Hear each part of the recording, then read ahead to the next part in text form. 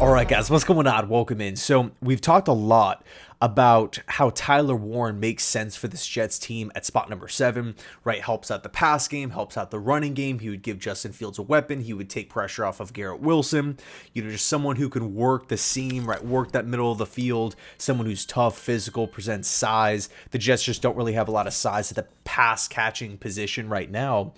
But it's not, just this 100% lock that the Jets are going to go with Tyler Warren. The other big name here, the big debatable name, Armand Membou, right tackle / guard from Missouri, right? He has that tackle guard flexibility. And really in this one, I wanted to shine the light on him, talk about him as a prospect here, and really asking the question, should he be the number one choice for the Jets here at spot number 7? So coming in at 6'4", 332, he actually tested in a lot bigger than what people initially expected, right? The buzz was, okay, 6'3"-ish, maybe around that 317, 320-ish mark. 6'4", 332, a big jump there. So that was, one of the, I would say, biggest kind of maybe eyebrow raisers coming into the combine, right? Like, whoa, this guy's actually a little taller and a little heavier than we initially expect him. He starts doing these combine drills, and he's putting up the fastest 40 time out of all the offensive linemen. From just an athletic standpoint, Armand Membou absolutely dominated the NFL Combine. And he was already considered like one of these draft risers ahead of the Combine. So then to go to Indianapolis and kind of just double down and prove everyone right and even surprise some people, that's just a feather in his cap. But we take a look at Membou as a prospect. Again, extremely athletic. He has that guard tackle flexibility. Very, very, very impressive in pass production, quick feet, of course, showing off that athleticism. Really, when he needs to kick out, he can kick out. But he does a good job of being patient at the tackle position, being able to shadow the defensive end, shadow that edge rusher, and really not bite on initial moves. When I watched Membou, I was not getting a sense of, hey, this guy's being outsmarted. It's not like edge rushers are coming up and, in their head saying, okay, I'm going to do A and then pivot to B real quick. Membou did a really good job of just kind of, again, being that patient tackle, but at the same time being athletic enough to kind of be patient or allow him that patience to shadow these defenders. Very intelligent player for 20 years old. 20 years old. SEC production. 3 years. 33 games in those 3 years for the Missouri Tigers. 3 years of production. You're thinking about that and, your mind just instantly jumps to, okay, of course, NFL prospect, but how good of a player is Armand Membou given the production, given the age, given the better size than we all thought, or many people thought, and the athleticism? What is this guy going to look like at 25 years old, 24 years old, right? When that rookie deal is coming to an end, and who even knows what the cap is going to look like at that point? But I don't even want to put my mind there. But you're taking a look at Membou, all of these things trending in the right direction, all of these qualities, right? These likable traits for a right tackle prospect. And you're asking the question, throw 4 more years of experience on Armand Membou, right? NFL strength program, practice reps, training camps, preseason games, regular season appearances, all of these things, 4 years of experience, where coming out of that, 24 years old, which is still, that's considered so young. How good of a prospect can he be? And it really gets you thinking like, hey, you know what? If Armand Membou here is the pick for the Jets at 7, Olu, and he was similar in the sense where he was athletic, very quick feet, amazing in pass pass protection. But the point is, he was very, very young, right? So you're thinking about the New York Jets' future and also kind of reflecting on these last, take your pick on however many years. When was the last time the Jets have had 2 franchise bookend tackles? It's been a long time. So to have 2 young guys like this with just immense upsides, and also in the case of Olu, I mean, he was one of the best rookie offensive linemen, like especially in pass pro. That was the one thing that everyone was like, this guy is just freaking elite at in the college level back at Penn State. As a Jet fan, like it fires me up. It fires me up knowing how much these quarterbacks have taken hits, knowing how much these quarterbacks have experienced injuries, and also understanding that the Jets just can't really seem to get it right with the free agents and whatnot, right? I mean, in the last 5-6 years alone, we've had just so many attempts and swings and misses at the left tackle and right tackle position, right? I mean, Mekhi Becton, Tyron Smith, Dwayne Brown, Cedric Abwehi. I was a big fan of George Fant, but you kind of just felt like the Jets just ran him into the ground, left side, right side, left side, right side. And ultimately, he ends up leaving. Who else have the Jets? Kelvin Beachum was here with the Jets for a while. And he's actually still playing at a decently high level, like relatively speaking here. The Jets initially brought in Morgan Moses a couple years back, and I feel like almost every Jet fan was on board with that. And he looked really good. And then for whatever reason, or scratch that, for $3 million, they allow him to walk to the Baltimore Ravens, and he was great for them, for multiple years until we brought him back. But now he signed a 3-year deal with the New England Patriots. So here we are again needing a right tackle. But again, it's just we've had a lot of misses there. We haven't really had a lot of consistency. No, he's the guy, and we don't have to worry about it. He's the guy. No questions, no weird debates or discussions or drama. He's our right tackle. He's our left tackle, and we're going to move forward. With Olu and Membou, you kind of feel like those questions would be instantly squashed. Instantly. If the season started tomorrow, he would be the starting tackle for this football team, right? Over Max Mitchell, over Carter Warren, over Okafor.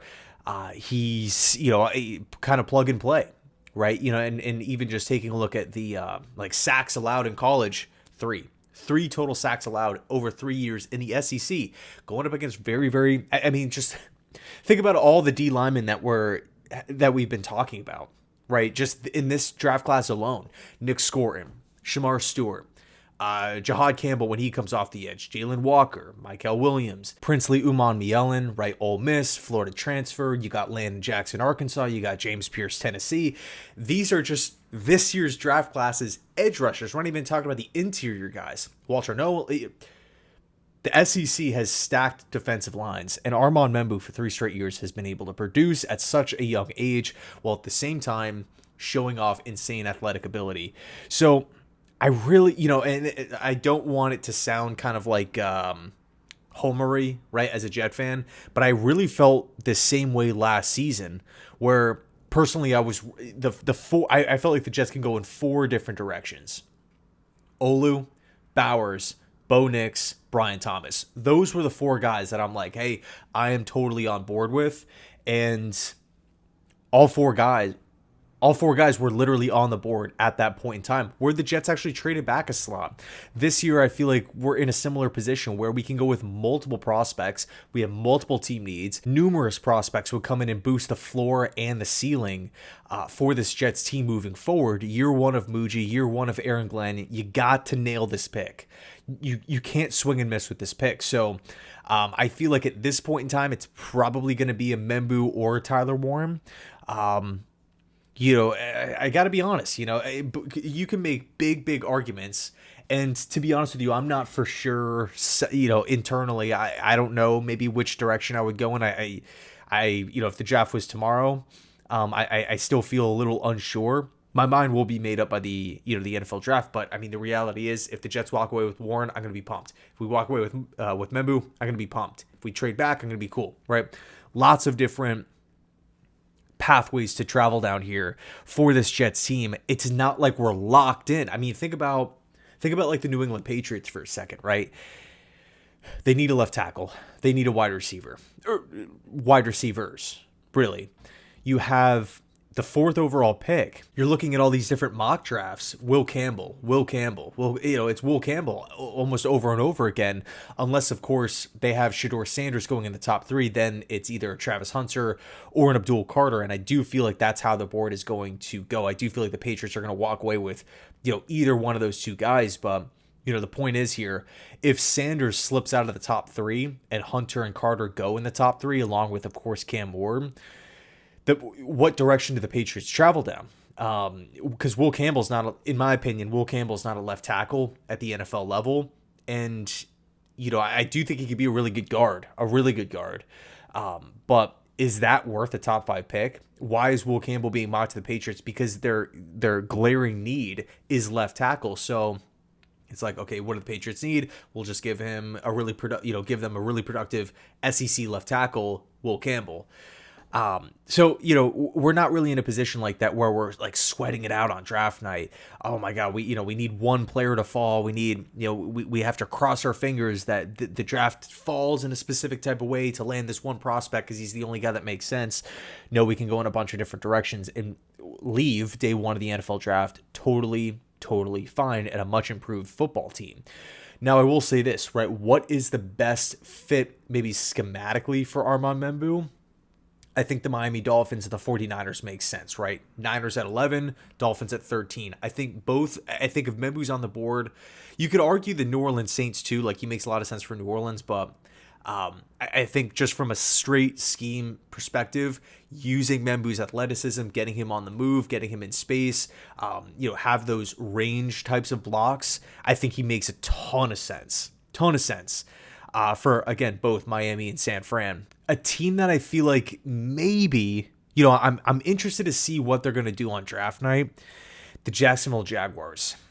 Because you're trying to connect the dots, because this draft is different compared to last year, where everyone knew Caleb's 1, everyone knew Jaden Daniels number 2, Drake May number 3. We knew Marvin Harrison was going to be in the top 5. We knew Malik Neighbors was going to probably go to the Giants if Harrison was off the board, right? We had a pretty good idea on how the top 10 was going to look.